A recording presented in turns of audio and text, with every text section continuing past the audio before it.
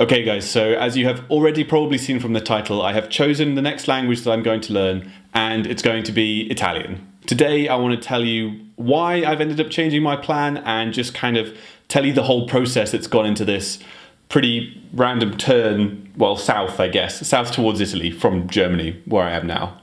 So quick recap, at the moment I'm here in Germany, I'm living in Cologne, and everybody was telling me that Cologne in the summer is great and that you've got to stay until summer, change your plans, try and stay in Cologne. But at the same time I felt like I'd reached a bit of a plateau with my German. I felt like I wasn't making a huge amount of progress every day, so I was beginning to hanker after the next challenge. What's the next language going to be? Because I can't just sit there and just do one language. I'm always in the back of my mind, I'm like, oh, but what could I learn next?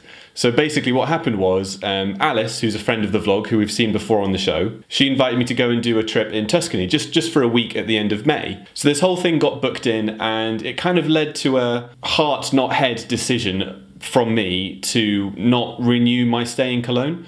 I'd been enjoying Cologne, but I had this exciting holiday coming up, which had made me start thinking about traveling and moving around again. And so I just thought, you know what? I'm not going to renew Cologne, and we'll just see what happens. And that means that I'm going to leave Cologne in March. I've got April and May, and then this trip with Alice at the end of May in Italy. So I'm thinking, well, what can I do with those 2 months? And you can probably see where this is going. I decided, why not go to Italy, eat a whole load of pizza and pasta and hang out in that beautiful country and learn Italian for a couple of months. That sounds good. It was also a very cold day in Cologne, by the way, when I decided this, so you can kind of see how the weather aspect started to play into it as well. So I somewhat optimistically send a whole bunch of emails to Italian language schools, basically saying, look, I'll make some promotional videos for your YouTube channel if we can do some sort of deal on the fees, because I don't have a huge amount of money to spend on fees. You know, France was super expensive and I can't really drop 800 euros a month again. Anyway, there were so many schools that were really interested in that idea that it started to make sense to extend the trip.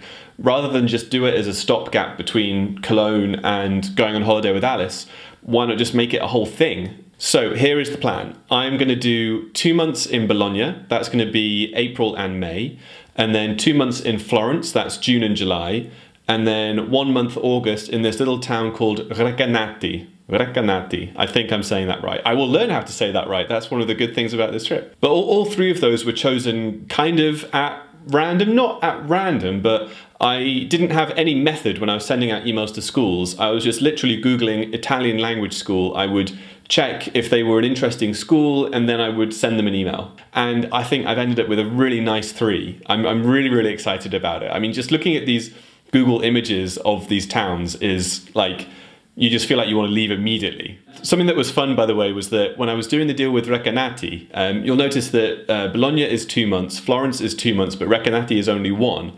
And that's because when I was speaking to the lady on the phone, she said, oh, you probably only want to do August because September, all the young people leave and it's old people. I was like, oh, well, you know, that's not, you know, I don't mind studying with older people, that's fine. She goes, no, like 60-year-old people.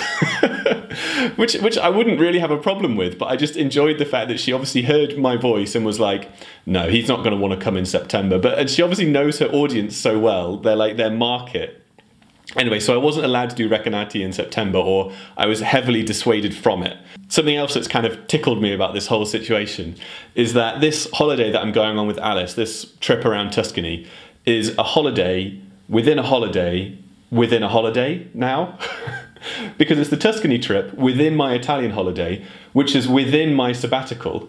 So that's 3 levels of holiday going on all at once there. Anyway, so Italian is going to be from April to August, which is a good 5 months, and I'm feeling pretty positive about that because I did French for a similar amount of time, and from what I've heard, Italian should hopefully be very different but perhaps slightly simpler to get to grips with, so that will be nice. But having had French already, that will also, I've heard, play a lot into it, so I'm hoping that in 5 months I could get quite strong in my Italian. But we shall see. I think one of my biggest regrets with French is that I didn't put in as much time as I should have right at the start in my pronunciation, which meant that I lacked a bit of confidence in the sort of B1, B2 levels. And if I'd have had a lot more confidence in the B1, B2 levels, I think I could have really made a big leap forward and I could be like C1 in my French now. So from the start in Italian, it's going to be all in on the pronunciation, on feeling comfortable and fluid, just speaking it. Something else that I'm doing differently this time is that I'm staying in cities for much longer.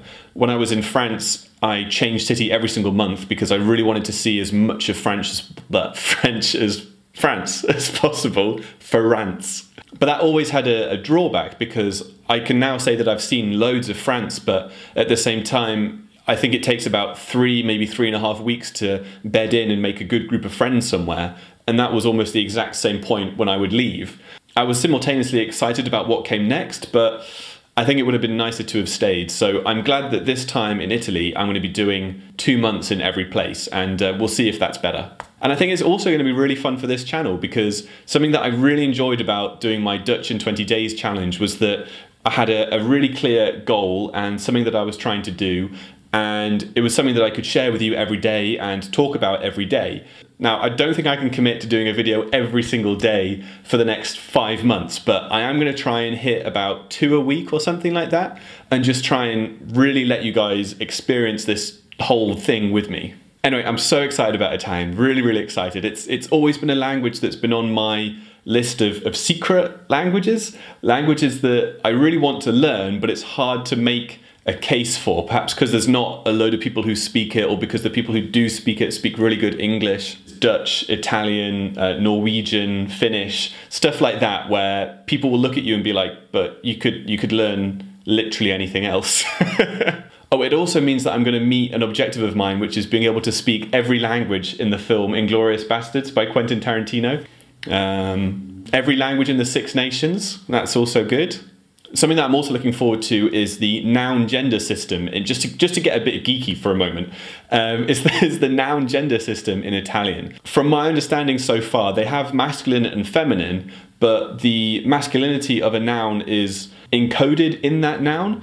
So if something ends in an O, then it is masculine. If something ends in an E, then it's, I don't know, then it's feminine, but it's something like that. But it means that although there is a noun-gender system, as long as you know the word, you will always know the gender, which for me is so difficult. I'm so bad at remembering noun gender in German and French and Dutch. And there's also obviously the fact that Italian just sounds incredible. I've been trying to pick up some Italian vloggers and try and add them into my general YouTube road. You know, when you spend like an hour, or no, let's be honest, 2 hours in the evening on YouTube, it's nice to add some different languages into that mix. So I've been following some Italian vloggers and barely understanding a word that they say, more than you might expect because of the French influence, but still basically only like 5%, but you can still hear it and get a sense for it, and it sounds great. I can't wait to start being able to speak like that, you know? But I think if there was one thing that I'm looking forward to most, it's got to be the food. I remember when I was doing my Dutch in 20 days challenge, and I was in The Hague, and I met an Italian, and I was speaking to her about how I'd always wanted to learn Italian, but that my concern was that I would get there and just put on like 5 stone. I would put on so much weight. And she goes, oh yeah, you know, that probably will happen, but it'll be happy kilos, not sad kilos, happy kilos. And I was like, oh, I like that. I think that works. And so immediately that was one of my biggest barriers to Italian just gone. So I'm looking forward to really capitalizing on that and getting some happy kilos going, you know? If I start to look like this by like vlog 6 or something, then you will know what's happening. Carbs is happening, lots of them. So this all kicks off for me on the 30th of March, and I can't wait to start sharing it all with you. The first Italian vibe videos will be coming out maybe a week or so after that. But let me know now what sort of videos you want to see. I really enjoyed doing the Dutch series, and I think I learned a lot from that, but it'd be great to hear what you guys think. I really want to use this now as a way to start to inspire people to learn languages. I think a lot of the people that I speak to who don't speak foreign languages, they say stuff like, oh, but it's too hard, or oh, I was rubbish at languages at school. And that hasn't been my experience at all. Or rather, it has been my experience. I hated languages at school. I was always really bad at them, but I don't think there's a particular mind that you need for languages. I think there's strategies, and I think there's ways that you can approach it to make it easier, but anybody can learn a language. I really believe that. And that is what I really want to start bringing into this channel. So I would love to hear your thoughts on that as well. I would love to hear how you think I can try and pull that message into my own experiences, because that's something that I really want to do. So if you want to let me know anything about any of that stuff, then leave me a comment below. And remember to subscribe if you're not already. And yeah, I'll see you on the next one. Ciao.